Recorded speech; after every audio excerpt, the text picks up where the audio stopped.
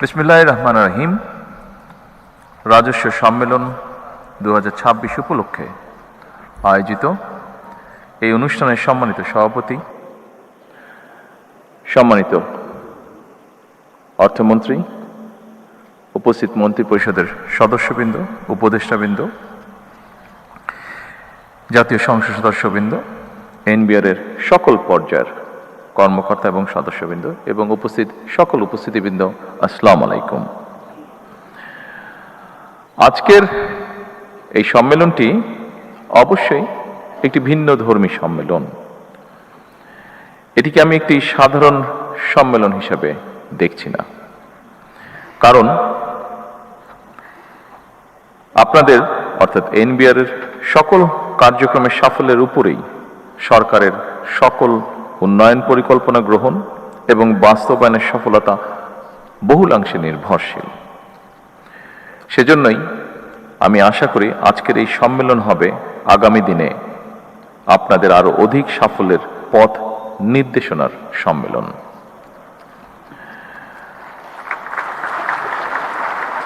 উপস্থিতিবৃন্দ, আমরা কি ধরনের ভঙ্গুর অর্থনীতির মধ্য দিয়ে রাষ্ট্র পরিচালনার দায়িত্ব গ্রহণ করেছি, এটি দেশের যে কোনো শ্রেণী পেশার মানুষের চেয়ে খুব সম্ভবত আপনারা সবচেয়ে বেশি অবগত আছেন। আপনাদের জানা আছে, দীর্ঘ 1.5 দশকেরও ফ্যাসিবাদ শাসন শোষণের অভিশাপ থেকে রাষ্ট্রের অন্য সকল প্রতিষ্ঠানের মতো জাতীয় রাজস্ববোর্ডও মুক্ত থাকতে পারেনি।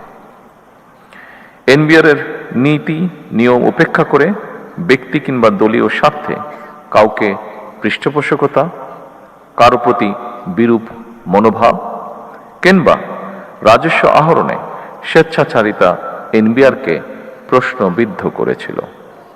এনবিআর উপরে মানুষের আস্থা বিনষ্টের একটি অন্যতম কারণ ছিল এই বিষয়গুলো।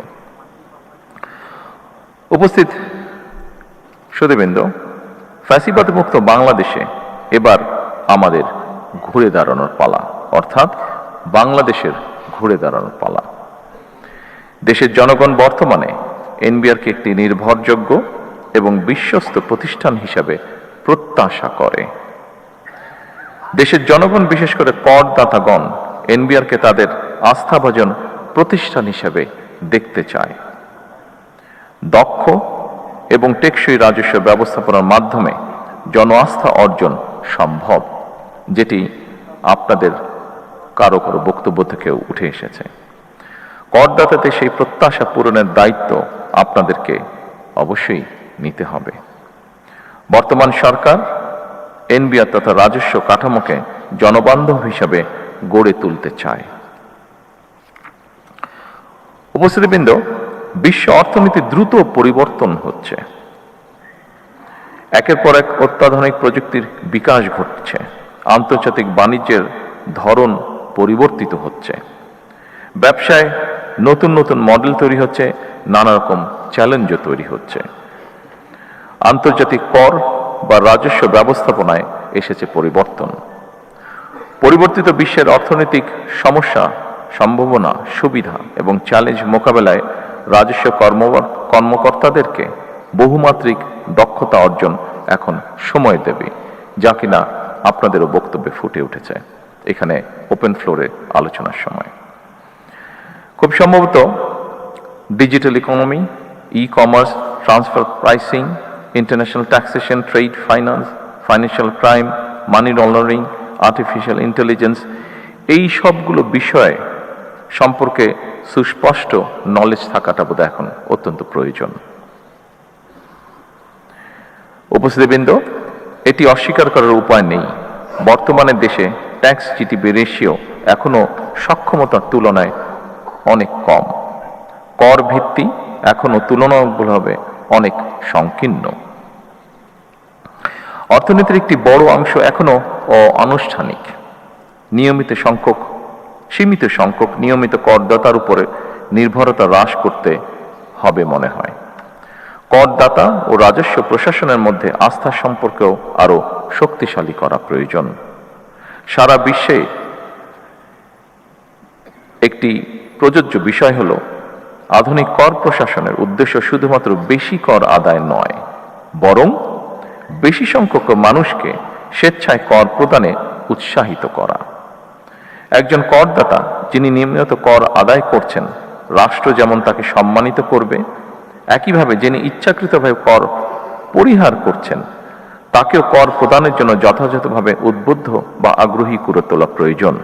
এটিও আমাদের ওপেন ফ্লোর ডিসকাশনের মধ্যে উঠে এসেছে। কর ব্যবস্থাপনা কিংবা কর আদায় পদ্ধতি সহজ এবং দুর্নীতি ও হয়রানিমুক্ত হওয়া প্রয়োজন, যাতে মানুষ স্বেচ্ছাপ্রণোদিত হয়ে কর আদায় স্বাচ্ছন্দ্য বোধ করেন। আমার কাছে মনে হয় একই করদাতার উপরে বারবার করের বোঝা বাড়িয়ে না বাড়িয়ে রাজস্ব বৃদ্ধির নীতি টেকসই পদ্ধতি, মাফ করবেন, একই করদাতাদের উপর বারবার করের বোঝা বাড়িয়ে রাজস্ব বৃদ্ধির নীতি খুব সম্ভবত টেকসই পদ্ধতি নয়, বরং কর প্রদানে সক্ষম ব্যক্তিদেরকে শনাক্ত করে তাদেরকে যথাযথ নিয়মে করের আওতায় আনার ব্যবস্থা করার কার্যক্রম উদ্যোগ গ্রহণ করা বোধহয় অত্যন্ত প্রয়োজন। এই জন্য ডিজিটালি আধুনিক ডাটা ভিত্তিক কর প্রশাসন গড়ে তোলার খুব সম্ভবত কোনো বিকল্প নেই। সম্মানিত উপস্থিতিবৃন্দ, ভ্যাট আধুনিক অর্থনীতির গুরুত্বপূর্ণ একটি রাজস্ব উৎস।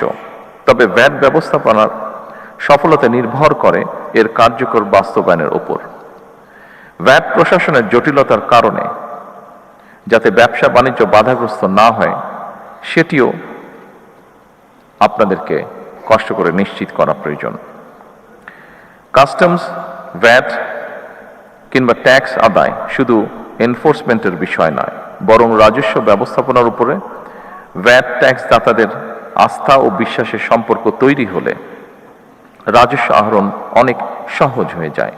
সুতরাং দক্ষ ব্যবস্থাপনার মাধ্যমে জাতীয় রাজস্ব বোর্ডকে এমনভাবে গড়ে তোলা প্রয়োজন যেখানে মানুষ এই প্রতিষ্ঠানকে ভয় না করে বরং বিশ্বাস করবে।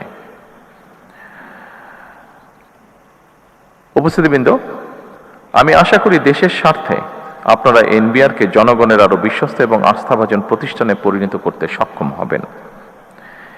ব্যক্তি স্বার্থের চেয়ে প্রতিষ্ঠান তথা সবার আগে দেশের স্বার্থ রক্ষা করা প্রয়োজন। উপস্থিতিবৃন্দ, একটি বিষয় ওপেন ফ্লোর ডিসকাশনে একটি বিষয় উঠে এসেছে।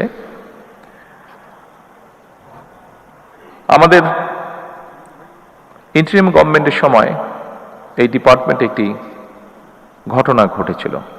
ঘটনাটিকে আমরা দুঃখজনক ঘটনা বলে অভিহিত করতে চাই। আমরা চাই, আমি আগেই বলেছি, সরকার চায় সকলকে সাথে করে নিয়ে বাংলাদেশকে গড়ে তুলতে। প্রত্যেকটি মানুষের কন্ট্রিবিউশনকে সম্মানের সাথে দেখতে চায় সরকার। সমস্যা আছে, সমস্যা থাকবেই। আমরা আলোচনা করে ধীরে ধীরে সমস্যার সমাধান বের করার চেষ্টা করব। আমি এনবিআরে যেই দুঃখজনক ঘটনাটি ঘটেছিল, যদিও ওপেন ফ্লোর ডিসকাশনে আমি বলেছি, তারপরেও আবারও বিষয়টি আমি উল্লেখ করতে চাই। আমরা চাই সরকারে দায়িত্বে যারা আছেন, সরকারের বিভিন্ন কর্মকর্তাবৃন্দ, আমরা চাই আপনারা নিরাপদে স্বস্তি নিয়ে আপনারা দেশ গঠনে কাজ করুন। সরকারের অবস্থান থেকে আমরা অবশ্যই চেষ্টা করব দেশের স্বার্থে, দেশের প্রয়োজনে যে বিষয়গুলো গুরুত্বপূর্ণ সেগুলিকে প্রায়োরিটাইজ করতে। আসুন আমরা যে কোনো ধরনের বিশৃঙ্খলাকে পরিহার করার চেষ্টা করি এবং সেজন্য যদি সরকার প্রয়োজন মনে করে, অবশ্যই সরকার ভবিষ্যতে যাতে এই ঘটনাকে পরিহার করা যায়, বর্তমানে যাতে সকলকে স্বস্তিতে কাজ করার পরিবেশ করে দেওয়া যায়, তার জন্য প্রয়োজনীয় পদক্ষেপ সরকার গ্রহণ করবে ইনশাআল্লাহ।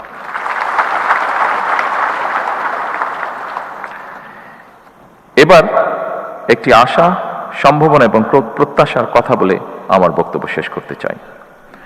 গত ফেব্রুয়ারি মাসের মাঝামাঝি থেকে জুনের শেষ পর্যন্ত সময়টিতে রাজস্ব আহরণের পরিমাণ ছিল ইতিবাচক। এটি প্রমাণ করে আপনারা পারেন, আপনারাই পারেন এবং আপনারা অবশ্যই পারবেন ইনশাআল্লাহ।